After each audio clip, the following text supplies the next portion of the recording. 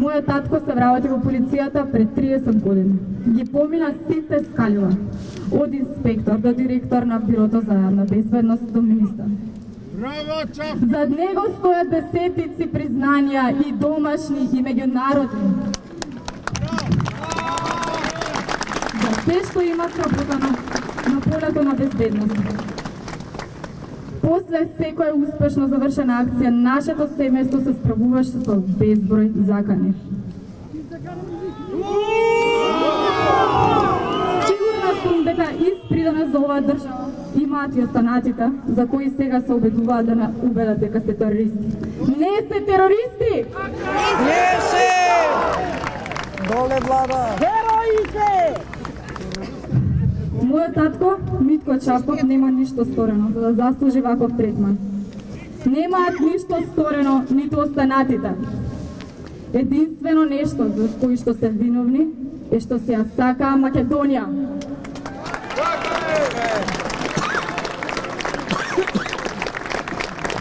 Срамно е да се оддаваат наредби за упад во нашите домови во утрински часови. Да се третираат нашите најблиски како терористи. Во исто време да се ослободуваат криминалци кои што се терале за тешки убиства.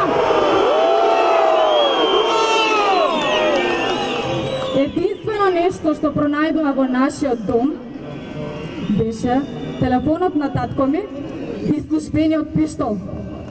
Зарем тоа е најопасното оружје и најопасниот, најдобриот доказ што може да го добијат да докажат дека е терорист?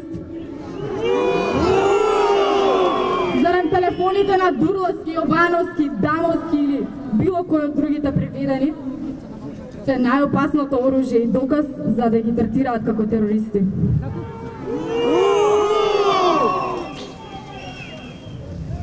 Ова е срамна конструкција од која што подоцна ќе се срамат. Ќе се срамат, ќе се оградуваат и меѓусобно ќе се ја потврдат одговорноста. Зарем има подобар доказ за неправда и реваншизам од сликите кои што излегоа од најблиските, сликите во затворот, сликите во судницата, од правилниците. Зарем слушнале за презумпција за невиност? Политичарите од актуелната власт молчат.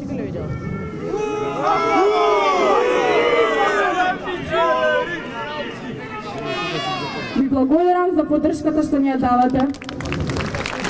Ви благодарам од моје лично име, од име на моите најблиски, од името на татко ми, од името на семејството на останатите притворени. Ви благодарам вечерва што сте овде. Се горјам со своето презиме.